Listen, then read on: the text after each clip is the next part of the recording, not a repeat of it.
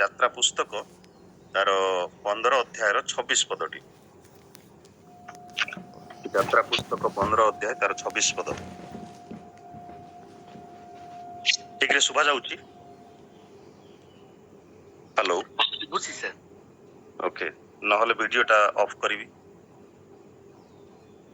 ପଢନ୍ତୁ କେହି ଜଣେ। ତୁମ୍ଭେ ଯେବେ ଆପଣା ସଦାପ୍ରଭୁ ପରମେଶ୍ୱରଙ୍କ ବାକ୍ୟରେ ମନୋଯୋଗ କର ଓ ତାହାଙ୍କ ଦୃଷ୍ଟିରେ ଯାହା ଉଚିତ ତାହା କର ଓ ତାହାଙ୍କ ଆଜ୍ଞାରେ କର୍ଣ୍ଣ ଦିଅ ଓ ତାହାଙ୍କ ବିଧି ସମସ୍ତ ପାଳନ କର, ତେବେ ଆମ୍ଭେ ମିଶ୍ରୀୟ ଲୋକମାନଙ୍କୁ ସେସବୁ ରୋଗ ଭୋଗ କରାଇଲୁ। ତାହା ସବୁ ତୁମମାନଙ୍କୁ ଭୋଗ କରିବାକୁ ଦେବା ନାହିଁ, କାରଣ ଆମ୍ଭେ ସଦାପ୍ରଭୁ ତୁମର ଆରୋଗ୍ୟକାରୀ। ଆମେନ୍। ଆମେନ୍। ପ୍ରଭୁ ତାଙ୍କର ଏହି ପଠିତ ବାକ୍ୟରେ ଏବଂ ଶ୍ରବଣରେ ଆମମାନଙ୍କୁ ଆଶୀର୍ବାଦ କରନ୍ତୁ। ଆସନ୍ତା ମାନେ ପଦେ ପ୍ରାର୍ଥନା କରିବା। ପ୍ରେମମୟ ପ୍ରଭୁ, ତୁମ ନାମର ଧନ୍ୟବାଦ କରୁଅଛୁ, ତୁମ ନାମର ପ୍ରଶଂସା କରୁଅଛୁ, କାରଣ ବାକ୍ୟ ତୁମର, କାରଣ ସେଇ ବାକ୍ୟ ତୁମେ ସ୍ୱୟଂ ଏବଂ ତୁମେ ଦେହବନ୍ତ ହୋଇ ଆମମାନଙ୍କ ମଧ୍ୟରେ ବାସ କଲ। ଧନ୍ୟବାଦ ଦଉଛୁ ତୁମର ଏହି ଜୀବନ୍ତ ପବିତ୍ର ବାକ୍ୟ ନିମନ୍ତେ, ଯାହା ଆମମାନଙ୍କ ଜୀବନରେ କାର୍ଯ୍ୟକାରୀ ହେଇଥାଏ। ପ୍ରଭୁ, ଆମମାନଙ୍କର ଅସ୍ଥି ଓ ମଜ୍ଜାର ପର୍ଯ୍ୟନ୍ତ ପରିଭେଦକ ଅଟଇ ଏହି ବାକ୍ୟ ଆମମାନଙ୍କର ଜୀବନ ନିମନ୍ତେ ପ୍ରଭୁ ପଥ ପ୍ରଦର୍ଶକ ଅଟଇ, ତେଣୁ ତୁମକୁ ଧନ୍ୟବାଦ ଦଉଛୁ। এই ବାକ୍ୟ ଦ୍ୱାରା ତୁମେ ଆମମାନଙ୍କର ଜୀବନକୁ ସଞ୍ଜୀବିତ କର, ଆମମାନଙ୍କର ଜୀବନକୁ ସୁଶୋଭିତ କର, ଆମମାନଙ୍କର ବିଶ୍ୱାସରେ ଆମମାନଙ୍କୁ ସବଳ କର ବୋଲି ଆମେ ପ୍ରାର୍ଥନା କରୁଛୁ। ହେ ପବିତ୍ର ଆତ୍ମା, ତୁମେ ତୁମର ବାକ୍ୟର ରବ ଶୁଣିବାରେ ତୁମେ ଆମମାନଙ୍କୁ ସାହାଯ୍ୟ କର। ମୁଁ ଦିନକୁ ତୁମର କୃଷର ପଛ ଭାଗରେ ଲୁଚାଅ। ତୁମର ସନ୍ତାନ ସନ୍ତତି ମାନଙ୍କୁ ଯେଉଁମାନେ ବିଭିନ୍ନ କୋଣରୁ ଯୋଡି ହେଇଛନ୍ତି ଏଇ ଜୁମ୍ ମାଧ୍ୟମରେ, ପ୍ରତ୍ୟେକଙ୍କୁ ତୁମର ରବ ଶୁଣିବାରେ ସାହାଯ୍ୟ କର। ଗୌରବ ମହିମା ତୁମେ ନିଅ, ଯୀଶୁଙ୍କ ପ୍ରିୟ ନାମରେ ମାଗୁଅଛୁ, ଆମେନ୍। ମୁଁ ଆଉ ଥରେ ଟିକେ ସ୍ପଷ୍ଟ ଭାବରେ ପଢିବା ପାଇଁ ଚାହେଁ। ତୁମ୍ଭେ ଯେବେ ଆପଣା ସଦାପ୍ରଭୁ ପରମେଶ୍ୱରଙ୍କ ବାକ୍ୟରେ ମନୋଯୋଗ କର ଓ ତାହାଙ୍କ ଦୃଷ୍ଟିରେ ଯାହା ଉଚିତ ତାହା କର ଓ ତାହାଙ୍କ ଆଜ୍ଞାରେ କର୍ଣ୍ଣ ଦିଅ ଓ ତାହାଙ୍କ ବିଧି ସମସ୍ତ ପାଳନ କର, ତେବେ ଆମ୍ଭେ ମିଶ୍ରୀୟ ଲୋକମାନଙ୍କୁ ଯେ ସବୁ ରୋଗ ଭୋଗ କରାଇଲୁ ତାହା ସବୁ ତୁମ୍ଭମାନଙ୍କୁ ଭୋଗ କରିବାକୁ ଦେବା ନାହିଁ, କାରଣ ଆମ୍ଭେ ସଦାପ୍ରଭୁ ତୁମ୍ଭର ଆରୋଗ୍ୟକାରୀ ପରମେଶ୍ୱର। ମାନେ ଅନେକ ଦିନ ତଳେ ଯେତେବେଳେ ଈଶ୍ୱରଙ୍କର ନାମ ଗୁଡାକ ସମ୍ପର୍କରେ ଶୁଣୁଥିଲୁ, ଈଶ୍ୱରଙ୍କର ଚରିତ୍ର ସମ୍ପର୍କରେ ଶିକ୍ଷା ଗ୍ରହଣ କରୁଥିଲୁ ବା ଶୁଣୁଥିଲୁ ପ୍ରସଙ୍ଗ, ସେଇ ସମୟ ମାନଙ୍କରେ ମୁଁ କହିଛି ଯେ ସଦାପ୍ରଭୁଙ୍କର ଗୋଟେ ନାମ ଅଛି ଯେ ଜିହୋବା ରାଫା ବା ରୋଗ ସୁସ୍ଥକାରୀ ପରମେଶ୍ୱର, ଆରୋଗ୍ୟକାରୀ ପରମେଶ୍ୱର, ଯାହା ମାନେ ଏଇ ସ୍ଥାନରେ ପାଇଥାଉ। ଏଇ ଯାତ୍ରା ପୁସ୍ତକ ତାର 15 ଅଧ୍ୟାୟର 26 ପଦରେ। ତେବେ ଏଇ ସ୍ଥାନରେ କେତୋଟି କଥା ଲେଖା ଅଛି? ପ୍ରଭୁ ସଦାପ୍ରଭୁ କହୁଛନ୍ତି ଯେ ପ୍ରଥମ କଥା, ପରମେଶ୍ୱରଙ୍କର ବାକ୍ୟରେ ମନୋଯୋଗ କରିବା ପାଇଁ, ମନୋନିବେଶ କରିବା ପାଇଁ, ଧ୍ୟାନ ପୂର୍ବକ ପରମେଶ୍ୱରଙ୍କର ବାକ୍ୟ ପ୍ରତି ଆହୁରି ଆକୃଷ୍ଟ ହେବାର ଅଛି, କ୍ଷୁଧିତ ହେବାର ଅଛି, ତୃଷିତ ହେବାର ଅଛି, ମନୋଯୋଗ କରିବାର ଅଛି। Deeply pay attention. ଆମେ ଅନେକ ସମୟରେ ବାକ୍ୟ ଶୁଣୁଛୁ, ଶୁଣୁ ଶୁଣୁ ମଧ୍ୟ ଆମମାନଙ୍କର ମନ ଏଣେ ତେଣେ ହଉଥାଏ, ଇତସ୍ତତ ହଉଥାଏ, ବିଚଳିତ ହଉଥାଏ। ହୁଏତ ଚର୍ଚ୍ଚରେ ଆମେ ବସିକିରି ବାକ୍ୟ ଶୁଣୁଥାଉ, କିନ୍ତୁ ଆମମାନଙ୍କର ଶରୀର ମନ ସେଠି ଥାଏ, ମାନେ ଫିଜିକାଲ ବଡି ସେଠି ଥାଏ, କିନ୍ତୁ ମନ ଅନ୍ୟ କୋଉଠି ଥାଏ। ଆମେ ଅନେକ ସମୟରେ ତାହା ଅନୁଭବ କରିଛୁ। ଆଉ ହଠାତ୍ ଯଦି କିଛି ଗୋଟେ କଥା ପ୍ରସଙ୍ଗ ବକ୍ତା ହଉ, ପ୍ରଚାରକ ହଉ, ପାଳକ ହଉ, କହୁ କହୁ ସେଇ ଶବ୍ଦଟି ଯେତେବେଳେ ଟଚ୍ କରେ ଆମମାନଙ୍କୁ, ସଙ୍ଗେ ଆମର ମାନଙ୍କର ମନ ଫେରି ଆସେ, ପୁଣି ମାନେ ମନୋନିବେଶ କରିଥାଉ ବା ଆମମାନଙ୍କର ଧ୍ୟାକର୍ଷିତ ହେଇଥାଏ ସେ ବାକ୍ୟ ଆଡକୁ। ଆଉ ଏଠି କୁହାଗଲା ଯେ ବାକ୍ୟ ପ୍ରତି ମନୋଯୋଗ କର। ତାହେଲେ ସେ କଣ କରିବେ? ତାହାଙ୍କ ଦୃଷ୍ଟିରେ ଯାହା ଉଚିତ ତାହା କରିବାର ଅଛି। ଆଉ ଏକ କଥା କହୁଛନ୍ତି, ତାହାଙ୍କ ଆଜ୍ଞାରେ କର୍ଣ୍ଣ ଦେବାକୁ ପଡିବ। ତୃତୀୟ କଥା ହେଲା, ଚତୁର୍ଥ କଥା, ତାଙ୍କର ବିଧି ସମସ୍ତ ପାଳନ କରିବାର ଅଛି। ତାହେଲେ ଚାରୋଟି କାର୍ଯ୍ୟ କଲେ ସେ କଣ କରିବେ ନା ସମସ୍ତ ରୋଗରୁ ମୁକ୍ତ କରିବେ। ମୁଁ ଗୋଟେ ପ୍ରଶ୍ନ ପଚାରିବା ପାଇଁ ଚାହିଁବି ଆମ ସମସ୍ତଙ୍କ ନିମନ୍ତେ। ଅସୁସ୍ଥତା କଣ ପରମେଶ୍ୱରଙ୍କ ଠାରୁ ସିଧାସଳଖ ଏକ ଦଣ୍ଡ ସ୍ୱରୂପ ଆମମାନଙ୍କର ଜୀବନରେ ଆସିଥାଏ? ବା ତାକୁ ଯଦି ସରଳ ଭାବରେ କହିବା, ଅସୁସ୍ଥତା କଣ ପରମେଶ୍ୱରଙ୍କ ଠାରୁ ସିଧାସଳଖ ଏକ ଦଣ୍ଡ ଆମମାନଙ୍କର ପାପ ପାଇଁ? କିମ୍ବା ଆମମାନଙ୍କର ବି କିଛି ଭୁଲ ଥାଏ, କିମ୍ବା ଆମମାନଙ୍କର ଅଳ୍ପ ବିଶ୍ୱାସ ପାଇଁ? Is illness a direct punishment from God? That is what I wanted to say. ଆପଣ କଣ ସବୁବେଳେ ସୁସ୍ଥତା ପାଇବେ ଯଦି ଆପଣଙ୍କର ଯଥେଷ୍ଟ ବିଶ୍ୱାସ ଅଛି? ଚିନ୍ତା କରନ୍ତୁ। Will you always be healed if you only have enough faith? ଏ ପରମେଶ୍ୱରଙ୍କର ଉଦ୍ଦେଶ୍ୟ ଓ ଅଭିମତ ଆମମାନଙ୍କର ଦୁଃଖ ଭୋଗରେ, ଆମମାନଙ୍କର ପରୀକ୍ଷାରେ, ଆମମାନଙ୍କର ଦୁଃଖ କଷ୍ଟରେ ଆମେ ଆଜି ଦେଖିବା ଯେ ତାଙ୍କର ଅଭିମତ କଣ, ତାଙ୍କର ଉଦ୍ଦେଶ୍ୟ କଣ। ଆମେ ଦେଖୁଛୁ ଯେ ଏଇ ଶୀର୍ଷକ ଆମେ ଦେଇପାରିବା ଆରୋଗ୍ୟକାରୀ ପରମେଶ୍ୱର, ଯାହା ବାକ୍ୟରେ ଲେଖା ଅଛି ଯେ ସଦାପ୍ରଭୁ ତୁମ୍ଭର ଆରୋଗ୍ୟକାରୀ ବୋଲି ସେ ସ୍ଥାନରେ ଲେଖାଗଲା। ଆମେ ସମସ୍ତେ ଅନୁଭବୀ ଯେ ପରମେଶ୍ୱର ହଉଛନ୍ତି ଆମମାନଙ୍କର ଆରୋଗ୍ୟକାରୀ ପରମେଶ୍ୱର। ଯେତେ ବଡ଼ ରୋଗ ବ୍ୟାଧି ହେଲେ ହେଁ ସେମାନଙ୍କୁ ସୁସ୍ଥ କରନ୍ତି, ଏ ବିଶ୍ୱାସ, ଏ ପ୍ରତ୍ୟାଶା ଆମମାନଙ୍କର ରହିଛି। ପ୍ରତ୍ୟେକ ବ୍ୟକ୍ତିଙ୍କର କିଛି ନା କିଛି କାହାଣୀ ଅଛି, ନିଜ ବିଷୟରେ ହଉ କିମ୍ବା ନିଜ ଭାଇ ବନ୍ଧୁ ମାନଙ୍କ ବିଷୟରେ ହଉ, ନିଜ ଆତ୍ମୀୟ ସ୍ୱଜନ ମାନଙ୍କ ବିଷୟରେ ହଉ କିମ୍ବା ନିଜର ଫ୍ରେଣ୍ଡ ମାନଙ୍କ ବିଷୟରେ ହଉ ବା ବନ୍ଧୁ ବାନ୍ଧବ ମାନଙ୍କ ବିଷୟରେ ହଉ, ଯେଉଁମାନେ କିଛି ନା କିଛି ରୋଗ ବ୍ୟାଧିର ଶିକାର ହେଇଛନ୍ତି, କିଛି ନା କିଛି ପୀଡ଼ା ବେଦନା ଦୁଃଖ କଷ୍ଟ ଭିତରେ ସେମାନେ ଗତି କରି ଚାଲିଛନ୍ତି କିମ୍ବା ଗମ୍ଭୀର ରୋଗରେ, କର୍କଟ ରୋଗ ଭଳି, କ୍ୟାନ୍ସର ରୋଗ ଭଳି ରୋଗରେ ମଧ୍ୟ ସେମାନେ ଆକ୍ରାନ୍ତ ହୋଇଥାନ୍ତି। ରାଇଟ୍? ଆମମାନଙ୍କ ମଧ୍ୟରେ ଏପରି କେଉଁ ବ୍ୟକ୍ତି ଅଛନ୍ତି ଯିଏ କେବେ କୌଣସି ରୋଗ ବ୍ୟାଧିର ଶିକାର ହେଇନାହାନ୍ତି ତାଙ୍କର ବିଶ୍ୱାସ ହେତୁ ବା ତାଙ୍କର ଧାର୍ମିକତା ହେତୁ କିମ୍ବା ତାଙ୍କର ସଚ୍ଚୋଟତା ହେତୁ କିମ୍ବା ତାଙ୍କର ଉତ୍ତମ ଖ୍ରୀଷ୍ଟୀୟ ଜୀବନ ଯାପନ ହେତୁ କୌଣସି ରୋଗର ଶିକାର ହେଇନାହାନ୍ତି? ପାରନ୍ତି ଜଣେ ଦି ଜଣ, କିନ୍ତୁ ବାଇବେଲ ଆଜି କଣ କହୁଛି ଏଇ ସମସ୍ତ ବିଷୟ ନେଇ ଆମେ ଆଲୋଡ କରିବା, ଚିନ୍ତା କରିବା, ଆମମାନଙ୍କର ମନ ମଧ୍ୟରେ ଆମେ ଗୋଟେ ତର୍କ ବିତର୍କ କରିବା। ଆମେ ସମସ୍ତେ ଜାଣୁ ଯେ ବାଇବେଲ ହଉଛି ଦ୍ୱିଧାର ଖଡ୍ଗ ଠାରୁ ତୀକ୍ଷ୍ଣତର, ନୁହେଁ କି? ଦୁଇ ପକ୍ଷ ରଖିବା ଭଳି ବାକ୍ୟ, ଈଶ୍ୱରଙ୍କର ବାକ୍ୟ। ଏଭ୍ରି 4 ଅଧ୍ୟାୟର 12 ପଦରେ ଲେଖାଗଲା ଯେ ତୁମର ବାକ୍ୟ ଜୀବନ୍ତ କାର୍ଯ୍ୟ ସାଧକ, ଦି ପଟୁ କାଟିଲା ଭଳି ଖଣ୍ଡା ପରି ବାକ୍ୟ। କେହି କେହି କହନ୍ତି ରୋଗ ବ୍ୟାଧିର ଶିକାର ହେଲେ ପରମେଶ୍ୱର ଏହାକୁ ବା ତାହାକୁ ତାର ପାପ ସକାଶୁ ଏମିତି କଲେ ସେମିତି କଲେ ଇତ୍ୟାଦି ଇତ୍ୟାଦି କହିଥାନ୍ତି। ତାହାର ପାପ ପ୍ରମାଣ ସେ ରୋଗ ଭୋଗ କରୁଅଛି, ଏ ଦଣ୍ଡ ସେ ପାଉଅଛି। ବିଚାର ମୂଳକ କଥାବାର୍ତ୍ତା ଆମେ ଇମିଡିଏଟ କହିଦେଇଥାଉ। ଆମେ ଏତେ ଚଞ୍ଚଳ ବିଚାରପତି, ବିଚାରକର୍ତ୍ରୀ, ବିଚାରକର୍ତ୍ତା ହେଇଯାଇଥାଉ ଯେ ଜଣେ ଭାଇ କିମ୍ବା ଭଉଣୀ ଯଦି ରୋଗ ବ୍ୟାଧିରେ ପୀଡ଼ିତ ହୁଅନ୍ତି, ଜଣେ ଭଲ ଲୋକ ହେଇଥିବ, ହଠାତ୍ କିଛି ଦିନ ପର୍ଯ୍ୟନ୍ତ ତାକୁ ରୋଗ ବ୍ୟାଧି ଧରିଲା, ତାହେଲେ ସଙ୍ଗେ ସଙ୍ଗେ ଆମେ କହୁ ହଁ ସେ କିଛି ଗୋଟେ ଗୁପ୍ତରେ ପାପ କରିଥିବ, ସେଥିପାଇଁ ତାକୁ ଏମିତି ହେଇଗଲା ସେମିତି ହେଇଗଲା। ଆପଣ ବା ମୁଁ କିଏ ବିଚାର କରିବା ନିମନ୍ତେ? ପରମେଶ୍ୱର ହଉଛନ୍ତି ଆମମାନଙ୍କର ଏକମାତ୍ର ବିଚାରକର୍ତ୍ତା। ସେ ରୋଗ ବ୍ୟାଧି କାହିଁକି ଦିଅନ୍ତି? ଏ ସ୍ଥାନରେ ତ ଆମେ ଦେଖୁଛୁ ସେ ରୋଗ ପ୍ରେରଣ କରନ୍ତି। ମିଶ୍ରୀୟ ଲୋକମାନଙ୍କୁ 10ଟି ଦଣ୍ଡ ସେ ଦେଇଥିଲେ, 10ଟି ରୋଗ ସେ ଦେଇଥିଲେ, ଯଦି ସାଧାରଣ ଭାବରେ କହିବାକୁ ଚାହିଁବା।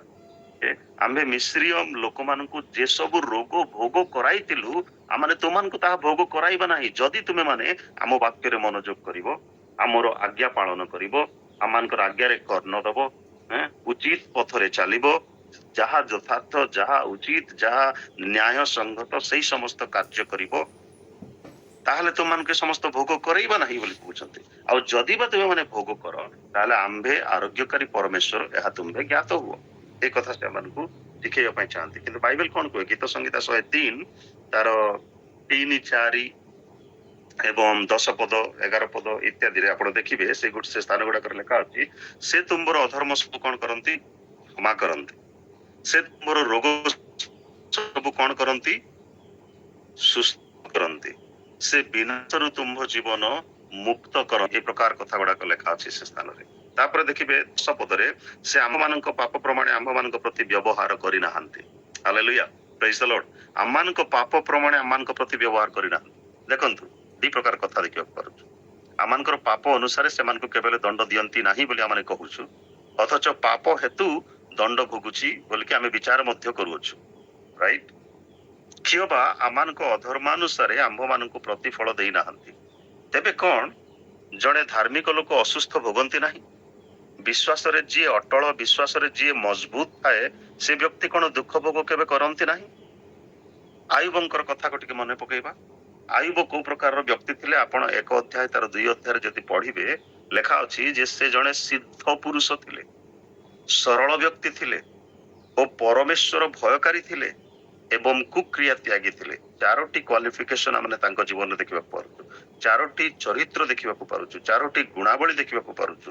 ସେ ଜଣେ ସିଦ୍ଧ ପୁରୁଷ, ପରଫେକ୍ଟ ମ୍ୟାନ୍ ଯାହାକୁ କୁହାଯାଏ।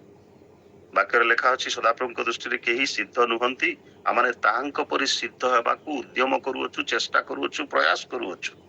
କିନ୍ତୁ ଆୟୁବ ଜଣେ ସିଦ୍ଧ ପୁରୁଷ ଥିଲେ, ସରଳ ବ୍ୟକ୍ତି ଥିଲେ, ସିମ୍ପଲ ହମ୍ବୁଲ ବ୍ୟକ୍ତି ଥିଲେ ସେ, ଏବଂ ସେ ପରମେଶ୍ୱର ଭୟକାରୀ ଥିଲେ। ପରମେଶ୍ୱରଙ୍କୁ ସେ ଭୟ କରୁଥିଲେ। କେବଳ ସେତିକି ନୁହେଁ, ସମସ୍ତ ପ୍ରକାର କୁକ୍ରିୟାରୁ ସେ ଦୂରରେ ରହୁଥିଲେ। କୌଣସି ପ୍ରକାର ଯଦି କହିବାକୁ ଗଲେ ସେ କୌଣସି ପାପ କରୁନଥିଲେ ବୋଲି କୁହାଯାଇ ପାରିବ। ରାଇଟ୍? ଏଇ ପ୍ରକାର ବ୍ୟକ୍ତିଙ୍କର ଜୀବନରେ କୋଉ ପ୍ରକାରର ପୀଡା ଆସିଲା, କୋଉ ପ୍ରକାରର ବେଦନା ଆସିଲା, କୋଉ ପ୍ରକାରର ବ୍ୟଥା ଆସିଲା, କୋଉ ପ୍ରକାରର ଯନ୍ତ୍ରଣା ଆସିଲା, ଆମେ ସମସ୍ତେ ଜାଣୁ। ତଥାପି ଶୟତାନ କଣ କଲା? ପରମେଶ୍ୱରଙ୍କ ଠାରୁ ଅନୁମତି ନେଇ ତାଙ୍କ ଶରୀରକୁ ସେ ଆଘାତ କଲା। ଆୟୁବଙ୍କର ତଳିପା ଠାରୁ ମସ୍ତକ ପର୍ଯ୍ୟନ୍ତ କଣ ହେଲା? ମହାଜ୍ୱାଳାଜନକ ବିସ୍ଫୋଟକରେ ତାହାକୁ ଆଘାତ କଲା ଶୈତାନ। ଏଇଟା କେମିତି କଥା? ଜଣେ ସିଦ୍ଧ ପୁରୁଷଙ୍କୁ, ଜଣେ ସରଳ ବ୍ୟକ୍ତିଙ୍କୁ, ଜଣେ କୁକ୍ରିୟାତ୍ୟାଗୀଙ୍କୁ, ଜଣେ ପରମେଶ୍ୱର ଭୟକାରୀ ବ୍ୟକ୍ତିଙ୍କୁ ଶୟତାନ ଅନୁମତି ମାଗୁଛି। ଯୋଉ ଶୈତାନ ପ୍ରଭୁ ବାକ୍ୟ କହିଲେ, ଯୀଶୁ କହିଲେ ନୂତନ ନିୟମରେ ଦୂର ହ ଶୈତାନ, ବାକ୍ୟରେ ଲେଖା ଅଛି ତୁମେ ଏ ପ୍ରକାର କରିବ ନାହିଁ। କିନ୍ତୁ ପୁରାତନ ନିୟମରେ ଆମେ ଦେଖିବାକୁ ପାରୁଛୁ ଏଇ ଶୈତାନକୁ ସେ ଅନୁମତି ଦେଇଛନ୍ତି ରୋଗରେ ଆକ୍ରାନ୍ତ କରିବା ପାଇଁ ଜଣେ ଧାର୍ମିକ ପୁରୁଷଙ୍କୁ, ଜଣେ ସିଦ୍ଧ ପୁରୁଷଙ୍କୁ, ଜଣେ ସରଳ ବ୍ୟକ୍ତିଙ୍କୁ, ଜଣେ ପରମେଶ୍ୱର ଭୟକାରୀ ବ୍ୟକ୍ତିଙ୍କୁ। ଆୟୁବ 2:7 ପଦରେ ଆପଣ ତାହା ପାଇପାରିବେ। ତାମାନେ ସମ୍ପୂର୍ଣ୍ଣ ଶରୀରକୁ କୁଣ୍ଡାଇବା ପାଇଁ ଆୟୁବ କଣ କଲେ? ଗୋଟେ ଖପରାଟେ ନେଲେ ଏବଂ ଭସ୍ମରେ ବସି ସେ ଖାଲି କୁଣ୍ଡେଇ ହଉଛନ୍ତି। ଆମ ଭାଷାରେ, ସରଳ ଭାଷାରେ କହିଲେ ରାମ୍ପୁଡି ହଉଛନ୍ତି। ପରମେଶ୍ୱର ଆୟୁବର ଗୃହକୁ ଓ ତାହାର ସର୍ବସ୍ୱକୁ କଣ କରିଥିଲେ? ଗୋଟେ ସୁରକ୍ଷାର ବାଡ଼ ଦେଇ ତାଙ୍କୁ ଘେରିକିରି ରଖିଥିଲେ, ରକ୍ଷା କରୁଥିଲେ। ବାକ୍ୟରେ ତାହା ଲେଖା ଅଛି। ପରମେଶ୍ୱର ଆୟୁବର ଗୃହର ଓ ତାହାର ସର୍ବସ୍ୱର ବାଡ଼ ଦେଇ ତାକୁ ରକ୍ଷା କରୁଥିଲେ, ଅଥଚ ଏ ପ୍ରକାର ରୋଗ ବ୍ୟାଧି ତାଙ୍କୁ ଆଘାତ କରିଥିଲା। ତାହାର ହସ୍ତକୃତ କାର୍ଯ୍ୟରେ ଆଶୀର୍ବାଦ ଢାଳି ଦେଇଥିଲେ, ଫଳତଃ ତାହାର ସମ୍ପତ୍ତି କଣ ହେଇଥିଲା? ବୃଦ୍ଧି ପାଇଥିଲା। 7 ପୁତ୍ର 3 କନ୍ୟା ଥିଲେ, ପୁଣି ଯଥେଷ୍ଟ ସମ୍ପତ୍ତି ତାର ରହିଥିଲା। କିନ୍ତୁ ସବୁ ଯାକ କଣ ହେଲା? ଦିନକରେ ସବୁ ନଷ୍ଟ ହେଇଗଲା। ଗୋଟିଏ ଦିନକରେ, ଗୋଟେ ପଲକରେ କହିଲେ ଚଳେ। ତଥାପି ସର୍ବସ୍ୱ ସେ ହରେଇ ଦେଲେ ଗୋଟିଏ ଦିନରେ। ମୁଁ କହିବାକୁ ଚାହେଁ ଯେ even a faithful servant can suffer, a righteous man can suffer. ଏପରିକି ଜଣେ ବିଶ୍ୱସ୍ତ ବ୍ୟକ୍ତି, ବିଶ୍ୱସ୍ତ ଦାସ, ବିଶ୍ୱସ୍ତ ଦାସୀ ମଧ୍ୟ ଦୁଃଖ କଷ୍ଟ ଭୋଗ କରନ୍ତି, ରୋଗ ବ୍ୟାଧିର ଶିକାର ହୁଅନ୍ତି, ପୀଡା ଓ ଯନ୍ତ୍ରଣା ଭିତରେ ସେମାନେ ଗତି କରନ୍ତି, ମୃତ୍ୟୁର, ଏପରିକି ମୃତ୍ୟୁର ଅଧୀନ ମଧ୍ୟ ହୁଅନ୍ତି। ହେବାକୁ ପଡିବ ହିଁ ପଡିବ। ମୁଁ କାହିଁକି ଏ ସମସ୍ତ କଥା ଆଜି କହୁଛି? ମତେ ଆମମାନଙ୍କର ରାଉଳ ଆଜ୍ଞା କହୁଥିଲେ ଯେ ଆମମାନଙ୍କର ପ୍ରଶାନ୍ତ ଭାଇ, ରେଭରେଣ୍ଡ ପ୍ରଶାନ୍ତ ପଟ୍ଟନାୟକ, ଯିଏକି ମୋର ବଡ ଶଳା, ମୋ ସ୍ତ୍ରୀଙ୍କର ବଡ ଭାଇ, ମୁଁ ଦେଖିଛି ମୋ ଅନୁସାରେ ସେ ଜଣେ ଉତ୍ତମ ବ୍ୟକ୍ତି, ଅନେକ ଲୋକଙ୍କର ସାହାଯ୍ୟ କରନ୍ତି, କରି ଆସିଛନ୍ତି, କରୁଛନ୍ତି। ଚର୍ଚ୍ଚର ରେସ୍ପନ୍ସିବିଲିଟି ସେ ଉଦାରତାର ସହିତ, ବଦାନ୍ୟତାର ସହିତ, ନିଷ୍ଠାର ସହିତ, କର୍ତ୍ତବ୍ୟ ପରାୟଣତାର ସହିତ ସେ ନିଅନ୍ତି, ନେଇଛନ୍ତି ଏବଂ କାର୍ଯ୍ୟରତ ଥିଲେ। ସରକାରଙ୍କର ଯାହା କିଛି ଧନରାଶି ପାଇଥିଲେ ଗିର୍ଜାଗୃହ ନିର୍ମାଣ କରିବା ନିମନ୍ତେ, ଯେତେବେଳେ ଏଜ୍ରା, ନେହେମିୟା ଜେରୁସାଲେମ ପ୍ରାଚୀରକୁ ନିର୍ମାଣ କରିବା ପାଇଁ ଆସିଥିଲେ, ସେତେବେଳେ କିଛି ଲୋକ ଥିଲେ ତାଙ୍କର ଗୋଡ ଧରିକିରି ଟାଣୁଥିଲେ। ସେ ପ୍ରକାର ଲୋକମାନେ ମଣ୍ଡଳୀ ମାନଙ୍କରେ ଅଭାବ ନାହିଁ ଆଜିକାଲିର ଦୁନିଆରେ। କାରଣ ସବୁ ପଇସା ସେ ନେଇକିରି ପଳେଇ ଆସିଲା, କିନ୍ତୁ ସେ ଯେ ନିଜ ପକେଟରୁ, ନିଜ ଧନରୁ ବି ଦେଇ ଖର୍ଚ୍ଚ କରିବା ବ୍ୟକ୍ତି, ଏକଥା ମୁଁ ଜାଣେ, ଯେହେତୁ ମୁଁ ତାଙ୍କ ସହିତ ଓତପ୍ରୋତ ଭାବେ ଜଡିତ। ତେବେ ସେ ଯାହା ହଉ, ଲୋକମାନେ କିଛି ହୁଏତ ଚର୍ଚ୍ଚା କରିଥିବେ ନିଶ୍ଚୟ, ମୁଁ ଜାଣେନି। ତାପରେ ଆମେ ଜାଣିବାକୁ ପାରିଲୁ ଯେ ସେ ହଠାତ୍ ତାଙ୍କର ମେମୋରି ଲସ୍ ହେଲା। କେଜରିୱାଲର ନ୍ୟୁଜ ସେ ଶୁଣୁଥିଲେ। କେଜରିୱାଲକୁ ଯେତେବେଳେ ଆରେଷ୍ଟ କରାଗଲା, ସେ ଘଟଣାକୁ କେନ୍ଦ୍ରୀଭୂତ କରି ତାଙ୍କର ବ୍ରେନରେ ଶକ୍ ହେଲା। କିନ୍ତୁ ବଡ ଆଶ୍ଚର୍ଯ୍ୟର ବିଷୟ, ଯେତେବେଳେ ଆମେ ତାଙ୍କୁ ଭେଲୋର ନେଲୁ, 4 ଥର MRI କରାହେଲା, ସବୁ ଯାକ ରିପୋର୍ଟ ନେଗେଟିଭ ବାହାରିଲା, ନର୍ମାଲ ବାହାରିଲା। ପ୍ରେଜ୍ ଦ ଲର୍ଡ, ହାଲେଲୁୟା। 14 ଦିନ ପର୍ଯ୍ୟନ୍ତ, ମାର୍ଚ୍ଚ ମାସ 22 କିମ୍ବା 23 ତାରିଖରେ ତାଙ୍କୁ ଏ ଘଟଣାଟି ହେଲା। ସେଇ ସମୟରେ ହୋଲି କଲର ରଙ୍ଗ ଯୋଉ ଖେଳନ୍ତି ଲୋକମାନେ, ସେଇ ଫେଷ୍ଟିଭାଲ ଥିବା ହେତୁ ବିଭିନ୍ନ ଜାଗାରେ ବିଶେଷ କରି ବଲାଙ୍ଗୀରରେ, ବୁର୍ଲାରେ, ସମ୍ବଲପୁରରେ ହସ୍ପିଟାଲ ଗୁଡାକରେ ଷ୍ଟାଫ ମାନଙ୍କର ଅଭାବ ଦେଖା ଦଉଥିଲା, ଯଦ୍ୱାରା ତାଙ୍କର ରିଏଲ ଟ୍ରିଟମେଣ୍ଟ ହେଇପାରିଲା ନାହିଁ, MRI ହେଇପାରିଲା ନାହିଁ। ତାପରେ ଆମେ କଣ କଲୁ, ଚିନ୍ତା କଲୁ ଯେ ଏଇଦର ଭୁବନେଶ୍ୱର ନେବା ନହେଲେ ବିଶାଖାପଟ୍ଟନମ ନେବା। ସେଠୁ ମୁଁ ଆଉ ମୋ ସ୍ତ୍ରୀ କହିଲୁ ନାଇଁ ସିଧା ଚାଲ ମାନେ ଭେଲୋର ନେଇକିରି ଯିବା। 28 ତାରିଖ ମାର୍ଚ୍ଚ ମାସରେ ଆମେ ତାଙ୍କୁ ଭେଲୋର ନେଇକି ଗଲୁ। ଆଉ ଯେହେତୁ ତାଙ୍କ ପୁଅ ସେ ସ୍ଥାନରେ MBBS କରିଥିଲେ, ତାଙ୍କର ସାଙ୍ଗମାନେ ବର୍ତ୍ତମାନ ଡାକ୍ତର ଅଛନ୍ତି, ସେମାନେ ଆଡମିସନ ପ୍ରୋସେସ ଆମମାନଙ୍କ ପାଇଁ କରିଦେଇଥିଲେ। ଆମେ ଘଣ୍ଟେ ରାତିରେ ରାତି କାଳ ଗୋଟାଏରେ ଆମେ ଯେତେବେଳେ ପହଞ୍ଚିଲୁ, ଏଭରିଥିଙ୍ଗ ୱାଜ ରେଡି ଫର ଆସ୍। ପ୍ରାଇଭେଟ ରୁମ୍ ଗୋଟେ ସବୁ ରେଡି କରିକି ରଖିଥିଲେ। ଆମକୁ ଆଉ ଆଡମିସନ ପ୍ରୋସେସ ପାଇଁ ଲାଇନରେ ବସିବାକୁ ପଡିଲା ନାହିଁ କିମ୍ବା କାଉଣ୍ଟରରେ ଯିବାକୁ ପଡିଲା ନାହିଁ, ସବୁ କିଛି ରେଡି ହେଇଯାଇଥିଲା। ସେ ଯାହା ହଉ 14 ଦିନ ପର୍ଯ୍ୟନ୍ତ ସବୁ ପ୍ରକାରର ଟେଷ୍ଟ କରାଗଲା। କୌଣସି ପ୍ରକାର ମୂଳ ରୋଗ ସେମାନେ ପାଇପାରୁନଥାନ୍ତି ଡକ୍ଟର ମାନେ। ସେମାନେ କହୁଥାନ୍ତି ଯେ this is a rare case in hour life. ଆମମାନଙ୍କର ଏଇ ଯୋଉ ଡାକ୍ତରୀ ଜୀବନରେ ଏଇଟା ଗୋଟେ ରେୟାର କେସ୍ ଆମେ ଦେଖୁଛୁ। ଆକୁ ମାନେ ପେପରରେ ଲେଖିବା ଦରକାର ଏବଂ ପବ୍ଲିଶ କରିବା ଦରକାର ବୋଲି ସେମାନେ କଥାବାର୍ତ୍ତା କରୁଥିଲେ। ସେ ଯାହା ହଉ ପରବର୍ତ୍ତୀ ପର୍ଯ୍ୟାୟରେ ସେମାନେ ବୁଝିପାରିଲେ ଯେ ନ୍ୟୁରୋଲୋଜିକାଲ ପ୍ରୋବ୍ଲେମ ହେଇଛି ବୋଲି ଏବଂ ତାର ଟ୍ରିଟମେଣ୍ଟ ସେମାନେ କରିବାକୁ ଲାଗିଲେ। ତେଣୁ ମାର୍ଚ୍ଚ 28 ତାରିଖରୁ ଏପ୍ରିଲ 24 ତାରିଖରେ ଆମେ ଫେରିଲୁ ହସ୍ପିଟାଲରୁ। ଆଉ ବର୍ତ୍ତମାନ ସେ ପ୍ରଭୁଙ୍କର ମହା ଅନୁଗ୍ରହରୁ, ଆରୋଗ୍ୟକାରୀ ପରମେଶ୍ୱରଙ୍କର କୃପା ଦୃଷ୍ଟିରୁ ସେ ବର୍ତ୍ତମାନ ସୁସ୍ଥତା ପାଇଛନ୍ତି। ପ୍ରେଜ୍ ଦ ଲର୍ଡ, ହାଲେଲୁୟା। ଆଉ ସେଇ ସମୟରେ ଯୋଉ ଅବସ୍ଥା ତାଙ୍କର ଥିଲା, ସେ କିଛି ସ୍ମରଣରେ ଆଣି ପାରୁନଥିଲେ। ଆଉ ତାଙ୍କର ବ୍ରେନରେ ନା କ୍ଲଟିଂ ଥିଲା, ନା ବ୍ଲିଡିଂ ଥିଲା, କିଛି ନାହିଁ। ଏଇଟା ଗୋଟେ ଅନନ୍ୟ ଧରଣର ବ୍ୟାଧି କେମିତି ତାଙ୍କୁ ଆକ୍ରମଣ କଲା କେହି ଜାଣିପାରିଲେ ନାହିଁ। କେବଳ ପରମେଶ୍ୱର ହିଁ ଜାଣନ୍ତି, ଆଉ ସେ ତାଙ୍କୁ ସୁସ୍ଥ କଲେ। ପ୍ରେଜ୍ ଦ ଲର୍ଡ, ହାଲେଲୁୟା। ଆଜି ସେ ସୁସ୍ଥତାର ପଥରେ ଅତିକ୍ରମ କରି ଚାଲିଛନ୍ତି। ହୁଏତ ସମ୍ପୂର୍ଣ୍ଣ ସୁସ୍ଥତା ପାଇନାହାନ୍ତି, ତଥାପି ହୁଏତ 80% ତାଙ୍କର ମେମୋରି ବା 90% ମେମୋରି ଫେରି ଆସିଛି। ସୁନ୍ଦର ଭାବରେ ସେ କଥାବାର୍ତ୍ତା କରିପାରୁଛନ୍ତି। ଆମେ ପ୍ରଥମରୁ ଯେହେତୁ ଥିଲୁ, ତାଙ୍କର ସେବା କରିବାର ସୁଯୋଗ ପାଇଥିଲୁ, ସେଥିପାଇଁ ଆମେ ପ୍ରଭୁଙ୍କୁ ଧନ୍ୟବାଦ ଦଉଛୁ। ଜଣେ ରାଇଚିୟସ୍ ପର୍ସନ ହିସାବରେ ମୁଁ ତାଙ୍କୁ ଦେଖେ, ଜଣେ ଈଶ୍ୱର ଭୟକାରୀ ହିସାବରେ ମୁଁ ତାଙ୍କୁ ଦେଖେ। ପ୍ରତି ପ୍ରଭାତରେ ଉଠିଲା କ୍ଷଣି ସେ ତିନୋଟି ମେଡିଟେସନାଲ ଡିଭୋସନାଲ ବୁକ୍ସ ଗୁଡାକ ପଢିବେ, ପ୍ରେୟାର କରିବେ। ଆଉ ବାଇବେଲ ଜ୍ଞାନ ହଉ କିମ୍ବା ଜଗତର ଜ୍ଞାନ ହଉ, ତାଙ୍କ ପାଖରେ ବିଶାଳ ଜ୍ଞାନର ଭଣ୍ଡାର ଭାବରେ ଆମେ ତାଙ୍କୁ ଦେଖୁ। କୌଣସି ବିଷୟରେ ଯଦି କିଛି ସଲାହ ନେବାର ଅଛି, କାଉନସେଲିଂ ନେବାର ଅଛି, ପରାମର୍ଶ ନେବାର ଅଛି, ତେବେ ତାଙ୍କ ପାଖରୁ ନିଆଯାଇଥାଏ ସେ ପ୍ରକାର ବ୍ୟକ୍ତି। ତଥାପି ସେ ସଫର କଲେ। ୱାଇ? ଆମେ କଣ ପ୍ରଶ୍ନ ପଚାରି ପାରିବା ଯେ କାହିଁକି? ସେ ତ ଜଣେ ପ୍ରଭୁ ତୁମର ଭକ୍ତ, ତୁମର ଭୟକାରୀ ବ୍ୟକ୍ତି, ବାଇବେଲ ବିଶ୍ୱାସୀ ଜଣେ, ଉତ୍ତମ ଖ୍ରୀଷ୍ଟିଆନ ଜଣେ, ତାପରେ ମାଣ୍ଡଳିକ କାର୍ଯ୍ୟରେ ମଣ୍ଡଳୀର ପ୍ରେସିଡେଣ୍ଟ ହିସାବରେ କାର୍ଯ୍ୟ କରୁଛନ୍ତି, ତାଙ୍କୁ କାହିଁକି ପ୍ରଭୁ ତୁମେ ଏ ପ୍ରକାର ଆଘାତ କଲ? ଆମେ କଣ ପ୍ରଶ୍ନ ପଚାରି ପାରିବା ପରମେଶ୍ୱରଙ୍କୁ? ନାହିଁ। ଅନେକ ସମୟରେ ଆମେ ସେ ପ୍ରକାର ପ୍ରଶ୍ନ ପଚାରିଥାଉ ଯେ ସେ ଜଣେ ଉତ୍ତମ ବ୍ୟକ୍ତି, ସେ ଜଣେ ଧାର୍ମିକ ବ୍ୟକ୍ତି, ସେ ଜଣେ ପ୍ରାର୍ଥନାଶୀଳ ବ୍ୟକ୍ତି, ସେ ଜଣେ ଈଶ୍ୱର ଭୟକାରୀ ବ୍ୟକ୍ତି, ନିୟମିତ ବାଇବେଲ ଧ୍ୟାନ କରନ୍ତି, ବାଇବେଲ ପ୍ରଚାର କରନ୍ତି, ଶିକ୍ଷା ଦିଅନ୍ତି, ଇତ୍ୟାଦି ଇତ୍ୟାଦି, ଅଥଚ ତାଙ୍କୁ କାହିଁକି ଏ ପ୍ରକାର ହେଲା? ଆମେ ସମସ୍ତେ ଜାଣୁ ପ୍ରିୟ ଭାଇ ଏବଂ ଭଉଣୀ ମାନେ ଯେ ଈଶ୍ୱର ତାଙ୍କର ଯୋଜନାନୁସାରେ ସମସ୍ତ କାର୍ଯ୍ୟ ସେ କରିଥାନ୍ତି। ତାଙ୍କର ଅଭିମତ, ତାଙ୍କର ଉଦ୍ଦେଶ୍ୟ ଅନେକ ସମୟରେ ଆମେ ବୁଝିବାକୁ ପାରିନଥାଉ। ଆଜି ଶୟତାନ ସମସ୍ତ ବିଷୟରେ ପରମେଶ୍ୱରଙ୍କ ଠାରୁ ଅନୁମତି ନେଇ ଆୟୁବଙ୍କୁ ସେ ଆକ୍ରାନ୍ତ କଲା। ଆୟୁବଙ୍କୁ ଏ ପ୍ରକାର ଭାବରେ ସେ ଆଘାତ କଲା ଯେ ତାଙ୍କୁ ମାନେ କଣ କହିବା, ଭସ୍ମରେ ବସି କୁଣ୍ଡେଇବାକୁ ପଡିଲା ଜଣେ ଈଶ୍ୱର ଭକ୍ତକାରୀ ବା ଭୟକାରୀ ବ୍ୟକ୍ତିଙ୍କୁ।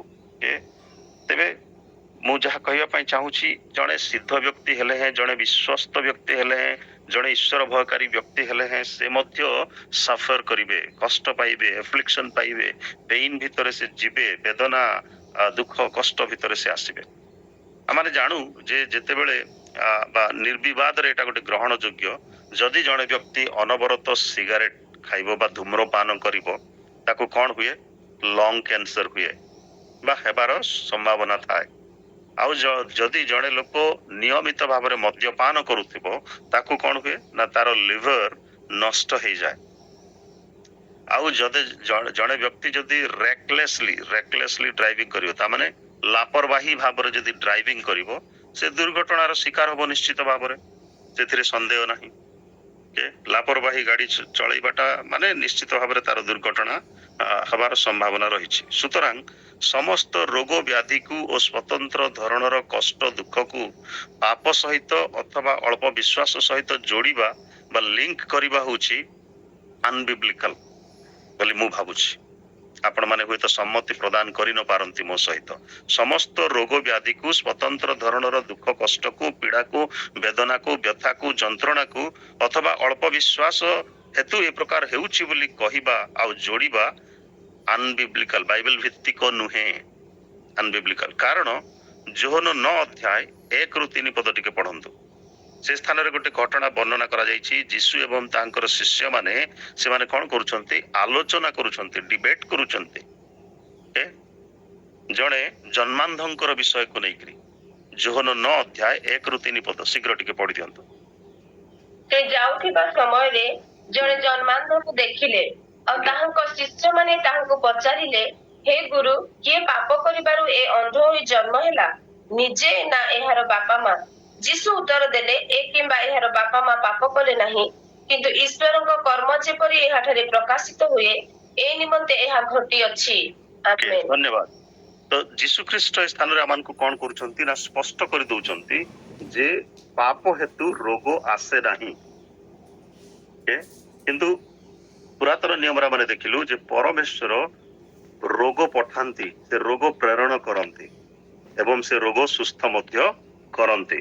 କିନ୍ତୁ ଆମେ ଅଧିକାଂଶ ସମୟରେ ଭାବି ନେଇଥାଉ, ବିଶ୍ୱାସ କରି ନେଇଥାଉ ଯେ ସେ ଏଇ ପାପ କଲା, ତେଣୁ ତାକୁ ଈଶ୍ୱର ଏଇ ଦଣ୍ଡରେ ଦଣ୍ଡିତ କରୁଅଛନ୍ତି ବା ଦଣ୍ଡିତ କଲେ ବା ଏଇ ରୋଗରେ ତାକୁ ପକେଇଦେଲେ। এই প্রকার ভাবে ଆମେ ସରଳ ଭାବରେ କହିଥାଉ। ମାତ୍ର ଏଇ ଅଂଶରେ ଯୋହନ 9:1-3 ପଦରେ ଆମେ ଦେଖୁଛୁ ସ୍ପଷ୍ଟ ଭାବରେ ଯୀଶୁ ସେଭଳି ଚିନ୍ତାଧାରା ପ୍ରକାଶ କରୁନାହାନ୍ତି, ସେଭଳି ଥଟ୍ ସେ ଆମକୁ ଦଉନାହାନ୍ତି। ସେ ମନୁଷ୍ୟର ଅନ୍ଧତା ବା ଅନ୍ଧ ହୋଇ ଜନ୍ମିବା କୌଣସି ପାପ ହେତୁ ବୋଲି ସେ ଲିଙ୍କ କରୁନାହାନ୍ତି, କିନ୍ତୁ ବରଂ ଈଶ୍ୱରଙ୍କର ଗୌରବ ଯେପରି ଏହାଠାରେ ପ୍ରକାଶ ପାଏ ସେଥି ନିମନ୍ତେ ଏହା ହେଇଅଛି ବୋଲି ସେ କହୁଛନ୍ତି। ସେ ଅସୁସ୍ଥତାର ଏକ କାରଣ ଅଛି, କିନ୍ତୁ ଈଶ୍ୱରଙ୍କର ଦଣ୍ଡ ବା ଶାସ୍ତି ନୁହେଁ ତାହା। ଆମମାନଙ୍କର ଜୀବନରେ ମଧ୍ୟ ଅନେକ ପ୍ରକାର ରୋଗ ବ୍ୟାଧି ଆମେ ଅନେକ ସମୟରେ ଭୋଗିଥାଉ। ଏଭ୍ରି 11 ଅଧ୍ୟାୟରେ ଆପଣ ଦେଖିବେ ଯେ ବିଶ୍ୱାସର ଯୋଉ ହିରୋ ହିରୋଇନ ମାନେ ଅଛନ୍ତି ସେମାନଙ୍କର ଜୀବନରେ ମଧ୍ୟ ସେମାନେ ସାଫର କରିଛନ୍ତି। ବିଭିନ୍ନ ପ୍ରକାର କଷ୍ଟ ଦୁଃଖ ଭିତରେ ସେମାନଙ୍କୁ ଗତି କରିବାକୁ ପଡିଛି, ଅଥଚ ସେମାନେ ହେଉଛନ୍ତି ବିଶ୍ୱାସର ଯୋଦ୍ଧା। ଯାକୁବ 1 ଅଧ୍ୟାୟ ତାର 2 ଏବଂ 3 ପଦରେ ଆପଣ ଦେଖିବେ ସେ ସ୍ଥାନରେ ଲେଖା ଅଛି, ହେ ମୋର ଭାଇମାନେ, ତୁମ୍ଭେମାନେ ଯେତେବେଳେ ନାନା ପ୍ରକାର ପରୀକ୍ଷାରେ ପରୀକ୍ଷିତ ହୁଅ ସେତେବେଳେ ତାହା ବିଶେଷ ଆନନ୍ଦର ବିଷୟ ବୋଲି ମନେ କର। ଏଟା କେମିତି କଥା? ପରୀକ୍ଷାରେ ଯେତେବେଳେ ପଡୁଛୁ, ସମସ୍ୟାରେ ଯେତେବେଳେ ପଡୁଛୁ, ରୋଗ ବ୍ୟାଧି ଭିତରେ ଯେତେବେଳେ ମାନେ ଯାଉଛୁ, ସଂକଟରେ ଯେତେବେଳେ ମାନେ ପଡୁଛୁ, ସେତେବେଳେ ଆନନ୍ଦର ବିଷୟ ବୋଲି ମନେ କର ବୋଲି ପ୍ରଭୁଙ୍କର ବାକ୍ୟରେ କହୁଛି। ବାକ୍ୟ ପ୍ରତି ମନୋଯୋଗ କର ବୋଲିକରି କହିଲେ ପ୍ରଥମରେ। ପରୀକ୍ଷା ସିଦ୍ଧ ବିଶ୍ୱାସ ଯେ ଧୈର୍ଯ୍ୟ ଉତ୍ପନ୍ନ କରେ, ଏହା ତ ଜାଣିଅଛ। ତାହେଲେ ପ୍ରଭୁ ଏ ପ୍ରକାର ପରୀକ୍ଷାରେ ମାନଙ୍କୁ ପଢିବାକୁ ଦେବେ ନାହିଁ ଯାହା ମାନେ ସହି ପାରିବା ନାହିଁ। ଏଇଟା ମଧ୍ୟ ବାକ୍ୟରେ ଲେଖା ଅଛି। ଦ ପଏଣ୍ଟ ଇଜ, ଆଜି ଲୋକମାନେ ସାଫର କରୁଛନ୍ତି, ଟ୍ରାଏଲ୍ସ ଆଣ୍ଡ ଟ୍ରିବୁଲେସନ୍ସ ଆଫ୍ଲିକ୍ସନ ଭିତରେ ଯାଉଛନ୍ତି, ପେଇନ ଅଛି। ଅନେକ ସମୟରେ ବିକଜ ଅଫ ସିନ୍ ବୋଲିକରି ଆମେ କହିଥାଉ, but it is not correct. It's a matter of testing. ହୁଏତ ଆମମାନଙ୍କୁ ପରୀକ୍ଷା କରିବା ପାଇଁ ଅଥବା ଟୁ strengthen our faith, ଆମମାନଙ୍କର ବିଶ୍ୱାସକୁ ଆହୁରି ବୃଦ୍ଧି କରିବା ପାଇଁ, ବଳିଷ୍ଠ କରିବା ପାଇଁ ପରମେଶ୍ୱର ବେଳେ ବେଳେ ପ୍ରକାର କରନ୍ତି। To strengthen our faith, ଯୋଉଥିରେ the pure joy ଆସେ, ମାନେ ପବିତ୍ର ଆନନ୍ଦ ଯାହାକୁ କୁହାଯାଇ ପାରିବ ବା ସମ୍ପୂର୍ଣ୍ଣ ଆନନ୍ଦ ଯାହାକୁ କୁହାଯାଇ ପାରିବ। ଯୋଉ ଆନନ୍ଦ ବାକ୍ୟରେ ଲେଖା ଅଛି, ସର୍ବଦା ଆନନ୍ଦ କର, ନିରନ୍ତର ପ୍ରାର୍ଥନା କର। ଆମେ କଣ କରୁଛୁ? ସର୍ବଦା ଆନନ୍ଦ କରୁଛୁ? ନାଇଁ। ନିରନ୍ତର ପ୍ରାର୍ଥନା କର ବୋଲି କୁହାଯାଇଛି, ନିରନ୍ତର କଣ ପ୍ରାର୍ଥନା କରୁଛୁ? ନାଇଁ। ତାହେଲେ Even a faithful person can suffer. ଜଣେ ବିଶ୍ୱସ୍ତ ବ୍ୟକ୍ତି, ଜଣେ ଧାର୍ମିକ ବ୍ୟକ୍ତି, ରାଇଚିୟସ୍ ପର୍ସନ, ଜଣେ ଉତ୍ତମ ବ୍ୟକ୍ତି ମଧ୍ୟ ଦୁଃଖ, କଷ୍ଟ, ପୀଡ଼ା, ଯନ୍ତ୍ରଣା, ବେଦନା ଭିତରେ ଭୋଗ କରି ପାରନ୍ତି। ତାପରେ এই ସମସ୍ତ କଣ ପାଇଁ ହଉଛି? The effects of the fall. ଆମେ ଟିକେ ସୃଷ୍ଟିର ଆଡକୁ ଯଦି ଯିବା, ମୋର ସମୟ ହେଇଗଲାଣି, ମୁଁ ବନ୍ଦ କରିବା ପାଇଁ ଚେଷ୍ଟା କରିବି। ଏହା ବି ବିଶ୍ୱସନୀୟ ଯେ ପରମେଶ୍ୱର ରୋଗ ଦିଅନ୍ତି, ବ୍ୟାଧି ଦିଅନ୍ତି, କଷ୍ଟ ଦୁଃଖ ପଠାନ୍ତି, ଯେମିତି ଆମେ ଦେଖିଲୁ, ବା ଦଣ୍ଡ ପ୍ରେରଣ କରନ୍ତି। କଣ ପାଇଁ? ବିଶ୍ୱାସରେ ଆମକୁ ମଜବୁତ କରିବା ପାଇଁ, ବଳିଷ୍ଠ କରିବା ପାଇଁ ସେ ସମସ୍ତ କରନ୍ତି। ଜଗତରେ ଏପରି ପରିସ୍ଥିତି ଆସିଲା କିପରି? ଆପଣ ଯଦି ପ୍ରଶ୍ନ ପଚାରିବେ, ଉତ୍ତର ଅଛି ବା ଅତି ସ୍ପଷ୍ଟ। ଏଦନ ଉଦ୍ୟାନକୁ ଟିକେ ଫେରିଯାଆନ୍ତୁ। ଏଦନ ଉଦ୍ୟାନରେ କଣ ହେଲା? ପରମେଶ୍ୱର ଆମମାନଙ୍କର ଯୋଉ ପ୍ରଥମ ମଣିଷ ଜାତି ବା ମଣିଷ ଜାତିର ଆଦି ପିତା ମାତା ଆଦମ ଏବଂ ହବାଙ୍କ ସହିତ ପ୍ରତି ସନ୍ଧ୍ୟାରେ ସେ ଫେଲୋସିପ କରୁଥିଲେ। କିନ୍ତୁ ଯେତେବେଳେ ପାପ ପ୍ରବେଶ କଲା ସେମାନଙ୍କର ମନ ମଧ୍ୟରେ, ସେମାନଙ୍କର ଜୀବନ ମଧ୍ୟରେ, ଆଦି ପୁସ୍ତକ 3 ଅଧ୍ୟାୟରେ ବିଶେଷ କରି ଆପଣ ଦେଖିପାରିବେ ଯେ all manner of hardships entered into the world. এই ଜଗତ ମଧ୍ୟକୁ ସମସ୍ତ ପ୍ରକାରର ପୀଡ଼ା, ସମସ୍ତ ପ୍ରକାର ରୋଗ ବ୍ୟାଧି, ସମସ୍ତ ପ୍ରକାର ବେଦନା, ଯନ୍ତ୍ରଣା ଆସିଲା। There was pain. ପେଇନ୍ ମାନେ ବ୍ୟଥା, ଯନ୍ତ୍ରଣା, ଏସବୁ ବଢିବାକୁ ଲାଗିଲା। ସେଥିପାଇଁ ଉପଦେଶକ ଯିଏ ଲେଖିଛନ୍ତି, ସେ ଜ୍ଞାନୀ ସଲୋମନ ହଉ କିମ୍ବା ଅନ୍ୟ ବ୍ୟକ୍ତି ହଉ, ସେ ଲେଖନ୍ତି ଅସାରରୁ ଅସାର, ସବୁ ହିଁ ଅସାର। ଜୀବନରେ ସବୁ କିଛି ଅସାର ବୋଲିକରି ସେ କହୁଛନ୍ତି। ରୋମିଓ 8:22 ପଦରେ ଯଦି ଆପଣ ମାନେ ପଢିବେ, ସେ ସ୍ଥାନରେ ଲେଖା ଅଛି ସମସ୍ତ ସୃଷ୍ଟି ଆଜି କଣ କରୁଛି? ଗ୍ରୋନିଂ କରୁଛି। The whole creation has been groaning ବୋଲିକରି ଲେଖା ଅଛି। ପୁଣି ଚାଇଲ୍ଡ ବର୍ଥ ବା ପ୍ରସବ ବେଦନାର ବ୍ୟଥାରେ ବ୍ୟଥିତ ହେଉଅଛି ବୋଲି ଲେଖାଯାଇଅଛି। ଗୋଟେ ମା, ଆପଣ ମାନେ ଅନେକ ମା ମାନେ ଅଛନ୍ତି, ଆପଣ ମାନେ ଜାଣିଥିବେ, ଯେତେବେଳେ ଆପଣ ମାନେ ଗୋଟେ ଶିଶୁକୁ ଜନ୍ମ ଦେବା ପାଇଁ ଆଗେଇ ଆସନ୍ତି ବା ସେଇ ମୁହୂର୍ତ୍ତଟା ଆସେ, ସେ ସମୟଟା ଆସେ, ସେଇ ସମୟରେ ଯୋଉ ଲେବର ପେଇନଟା ଆରମ୍ଭ ହୁଏ, ଯୋଉ ବ୍ୟଥାଟା ଆରମ୍ଭ ହୁଏ, ଆପଣ ଜାଣିପାରନ୍ତି ଯେ ସମୟ ଆସିଗଲାଣି, ଛୁଆର ଜଗତକୁ ଆସିବାର ବେଳ ହେଲାଣି।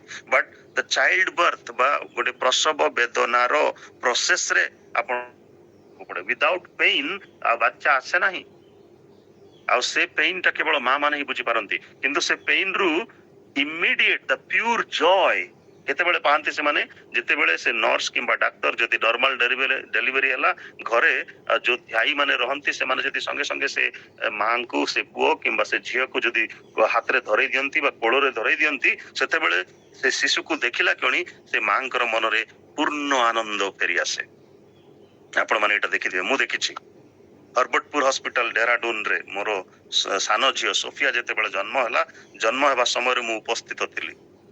କାରଣ ସେଠିକାର ଖ୍ରୀଷ୍ଟିଆନ ନର୍ସ ମାନେ ଆମ ଚର୍ଚ୍ଚକୁ ଆସୁଥିଲେ ଡେରାଡୁନ ଏନଟିସି କଲେଜକୁ, ତ ସେମାନେ ଜାଣିଥିଲେ। ଆଉ ଡକ୍ଟର ନଥିଲେ, ଜଣେ ଖ୍ରୀଷ୍ଟିଆନ ଡକ୍ଟର। ଛୁଆ ଜନ୍ମ ହେଲା ବେଳକୁ ଟିକେ କଷ୍ଟ ହେଇଥିଲା, ଆଉ ସେ ସବୁ ମୁଁ ଅନୁଭବ କରିଛି, ମୁଁ ନିଜ ଆଖିରେ ଦେଖିଛି। କିନ୍ତୁ ଯେତେବେଳେ ଛୁଆଟା ଜନ୍ମ ହେଲା, ଆନନ୍ଦରେ ଆମେ ବିଭୋର ହେଇଥିଲୁ। ଆପଣ ମାନେ ମଧ୍ୟ ସେ ପ୍ରକାର ଅନୁଭବ ନିଶ୍ଚିତ ଭାବେ ଆପଣ ମାନଙ୍କର ରହିଥିବ। ତ ସମସ୍ତ ସୃଷ୍ଟି ଆଜି ବ୍ୟଥାରେ, ଯନ୍ତ୍ରଣାରେ ରହିଅଛି। ଡିଜାଷ୍ଟର, ଉଜାଡତା, ବିନାଶ, ହିଂସା ଆଉ ଘୃଣା, ପ୍ରକଟ ମୃତ୍ୟୁ, ଏ ସବୁ କିଛି ଆମ ଜୀବନରେ ରହିଅଛି। କାହିଁକି? ପାପର ପ୍ରବେଶ ହେତୁ। ସେଟା ମାନେ ଜାଣୁ ନୁହେଁ କି? ତେବେ ଏ ସମସ୍ତ କଣ ପାଇଁ ଘଟୁଛି? ଆମମାନଙ୍କର ନିଜ ନିଜର ବ୍ୟକ୍ତିଗତ ପାପ ହେତୁ ହେଉଅଛି। କାରଣ ମଣିଷ ପାପ କରିବା ଫଳରେ ତ ଏ ସମସ୍ତ ଏଣ୍ଟର କଲା। ଆମେ କହିପାରିବା ସାଧାରଣ ଭାବେ ଯେ ସମସ୍ତ କଠିନତା, ଏ ସମସ୍ତ ଦୁଃଖ କଷ୍ଟ, ଏ ସମସ୍ତ ପୀଡ଼ା, ଏ ସମସ୍ତ ରୋଗ ବ୍ୟାଧି, ଏ ସମସ୍ତ ଯନ୍ତ୍ରଣା ପାପରେ ପତନ ହେବା ଦ୍ୱାରା ହୋଇଅଛି। ଆମେ ସମସ୍ତେ ଏଥିପାଇଁ ଦାୟୀ ଅଟୁ। ନୂତନ ନିୟମକୁ ଟିକେ ଫେରି ଆସିବା। ଯୋହନ ତାର 5 ଅଧ୍ୟାୟ ବୋଧେ, ବେଥେସ୍ଦା ପୁଲ ଯୋଉଠି ଅଛି, ଜେରୁସାଲମର ମେଷ ଦ୍ୱାର ନିକଟରେ ଗୋଟେ ପୁଷ୍କରଣୀ ଥିଲା। ସେ ପୁଷ୍କରଣୀକୁ ଏବ୍ରି ଭାଷାରେ ବେଥେସ୍ଦା ବୋଲିକରି କୁହାଯାଏ।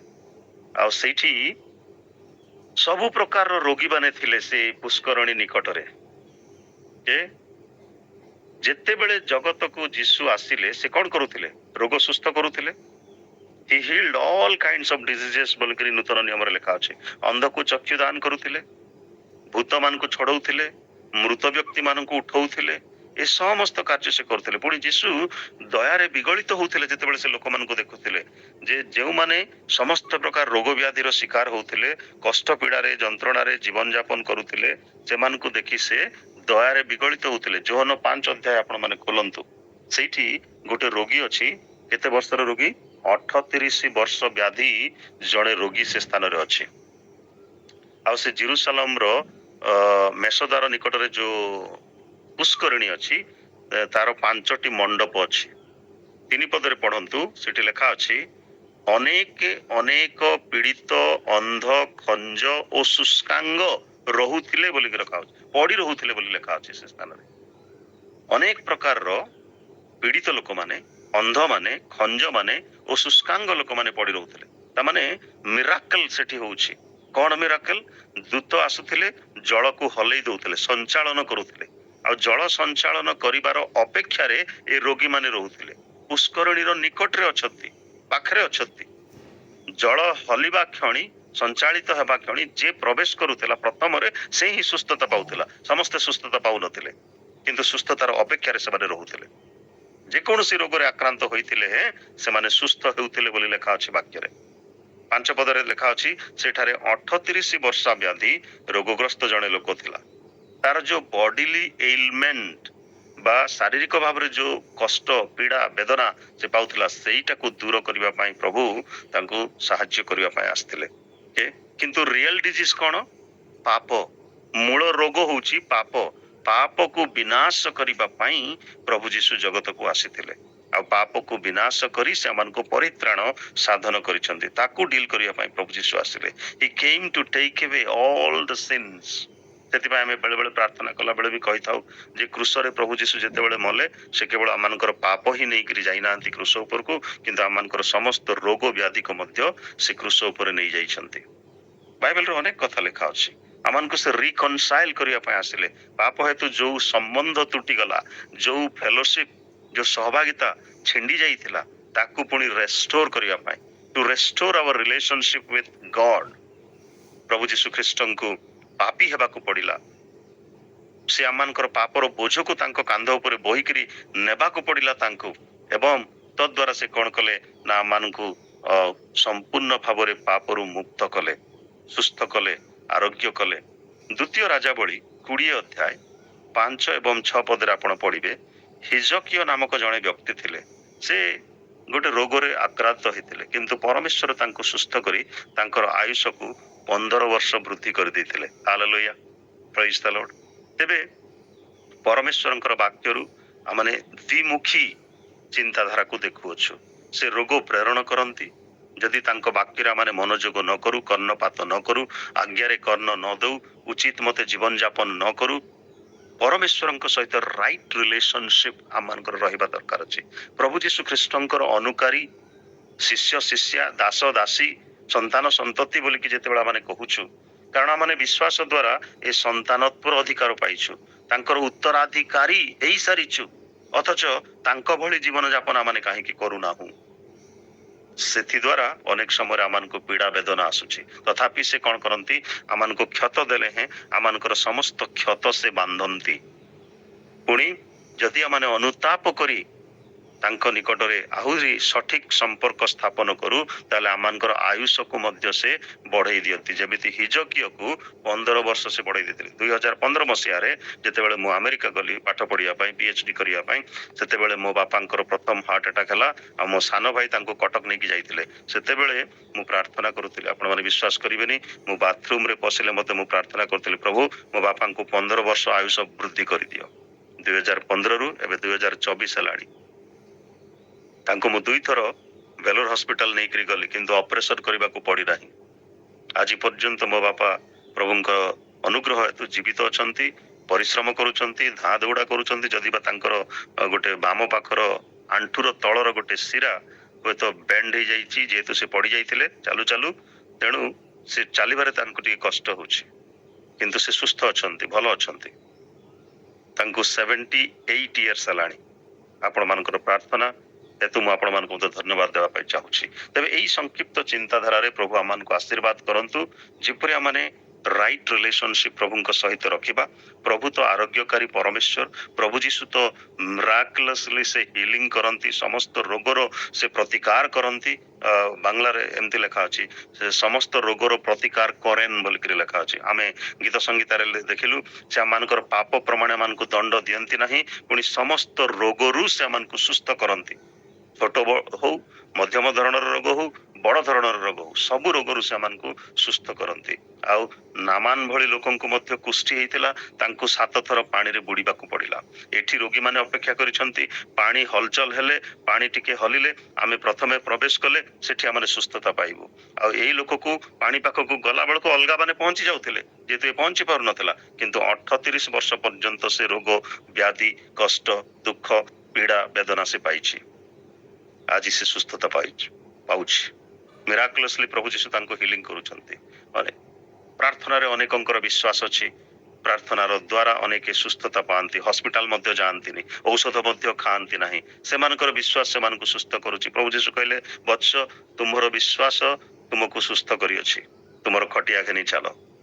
आउ को जगार से कहूथिले वत्स तुमर समस्त पाप क्षमा करागला, तुमर खटिया घेनी तुमे चालो, उठो चालो। असुस्थ लोक को पाप क्षमा करागला बोली कहूथिले प्रभु जीशु, जे कहूनथिले तुमर रोग सुस्थ हला, तुमे खटिया घेनी करी चली जाओ। यही होछि द्विमुखी वाक्य। किंतु आमे एतिकी जानिबा जे आमानकर प्रभु आरोग्यकारी परमेश्वर, तांकर नाम होछि जिहोवा राफा, जे आरोग्य प्रदान करंती, जे सुस्थ करंती, सब प्रकार रोगरु सेमानकु मुक्त करंती। किंतु तांकर वाक्य रे मानकु मनोयोग करिबार अछि, उचित जीवन यापन करिबार अछि, तांकर आज्ञा रे आमानकु कर्ण देबार अछि, कान देई मन देई तांकर आज्ञा पालन करिबार अछि। समस्त विधि को पालन कले जेते रोग से प्रेरण कले मध्य से समस्त से ही सुस्थ करिवे। मिस्त्री लोक मान को सब दंड से प्रेरण करथिले, किंतु से प्रॉमिस करूचंती जे तुम मान को माने ताहा भोग करिबा को देबा नाही। जदि ए चारोटी आज्ञा, चारोटी प्रतिज्ञा बा चारोटी नियम जदि आमाने पालन करिबा, तेबे आमानकर जीवन सुंदर हेकरी रहे, सुशोभित होइक रहिबो, आ सबुज होइकरी रहिबो, बलिष्ठ होइकरी रहिबो प्रभु जीशु ख्रीष्टनकर सहित। प्रभु हम समस्तनको आशीर्वाद करतु। धन्यवाद। Praise the lord. Hallelujah. Thank you bishop Sindhupani, बहुत सुंदर वाक्य। सदा प्रभु आमर आरोग्यकारी अटंती, से रोग प्रेरण करती, एवं जदि आमे तांको पथरे चालू ताहले से रोग को हम जीवन रे तो आसीबाकू देबे नाही, और जदि आसे ए रोग को से सुस्थ करती। आयु सिद्ध थिले, सरल थिले, कुक्रिया त्यागी थिले, किंतु परमेश्वरଙ୍କର स्वीकृति नहीं, शैतान तांको जीवन रे अनेक दुख कष्ट विपद एपरिक रोग आनीथिला। Even a faithful and righteous person can suffer. समस्त रोग जंत्रणा व्यथा वेदना ताकू आमे पाप सहित जोड़िबा बाइबल अनुमोदित नुहे। प्रकृतरे बहुत सुंदर शिक्षा वाक्य हुए। जेतेबेले रोग व्याधि भोग करिथाउ आमे आम जीवन रे, सेतिपय मध आमे आनंद करिबा। प्रत्येक समय आमे आनंद करिबा। वाक्य हुए जेतेबेले आम जीवन रे पाप प्रवेश करी वेदना जंत्रणा मृत्यु आम जीवन रे आसी थाए, किंतु प्रेयर कैन चेंज एवरीथिंग। प्रार्थना सब किछि बदलाई दे पारे। उदाहरण स्वरूप जिज्ञांकर जीवन को आम देखिबा, सदा प्रभु तांकर प्रार्थना सुनी तांकर आयुष को 15 वर्ष बढ़ी देथिले, रोग को सुस्थ करथिले।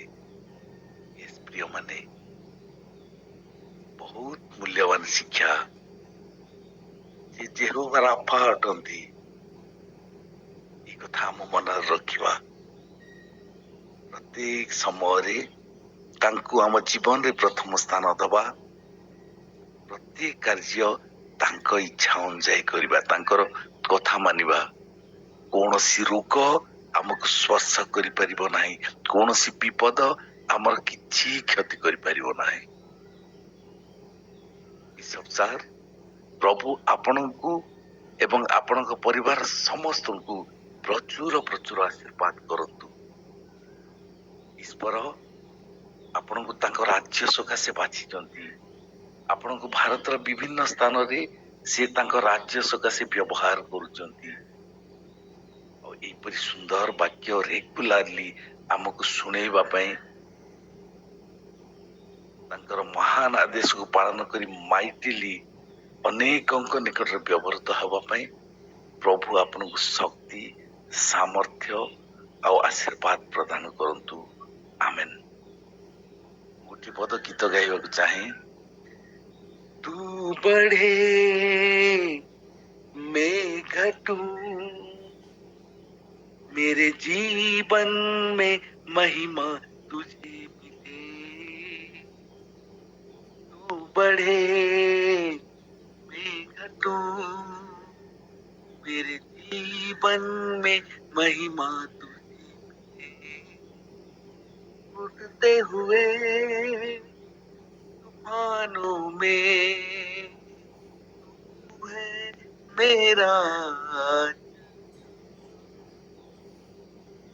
उठते हुए तूफानों में तू है मेरा।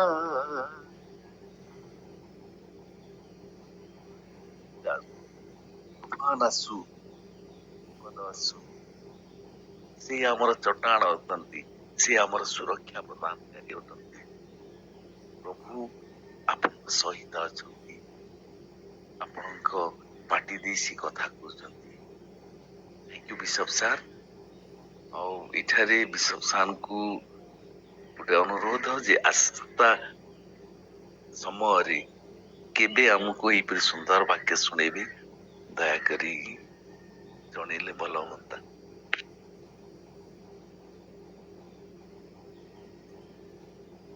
ରାଉଳ ଆଜ୍ଞା ଆଉ ମଧୁସ୍ମିତା ଭଉଣୀ ଜାଣନ୍ତି, ସେମାନେ ଯେବେ ସୁଯୋଗ ଦେଲେ ତେବେ କହିବା। ସେମାନେ ସବୁ ସ୍କେଡ୍ୟୁଲ ବନାନ୍ତି, ତେଣୁ ଯେତେବେଳେ ବି ପ୍ରଭୁ ସୁଯୋଗ ଦେବେ ମୁଁ ନିଶ୍ଚୟ କହିବି।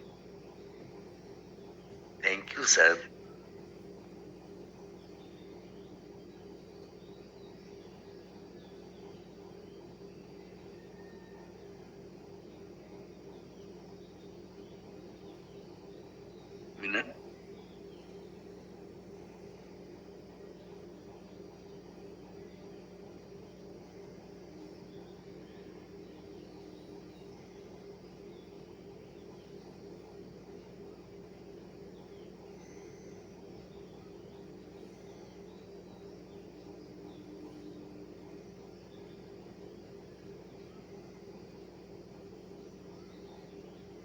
ବୀରେନ୍ଦ୍ର ଭାଇ, ବର୍ତ୍ତମାନ ପ୍ରାର୍ଥନା କିଏ କରିବେ?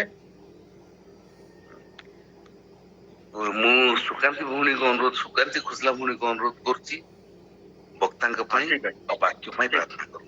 ଠିକ ଅଛି, ଠିକ ଅଛି।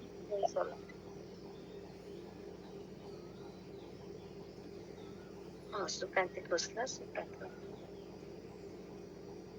ମାନେ ପ୍ରାର୍ଥନା କରିବା। ସବୁରେ उच्च रक्षण करे पवित्र परमेश्वर प्रभु जी, तुम्हार महानाम धन्यवाद हो, तुम्हार प्रशंसा हो, महिमा हो, गौरव हो, जयकार हो मोर परमेश्वर।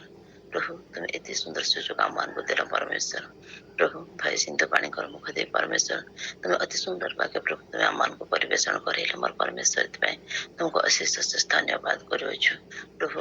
ए प्रकार सुजोग आम मान कर जीवन में देथिबार तुमर कोटि कोटि धन्यवाद करे मोर परमेश्वर।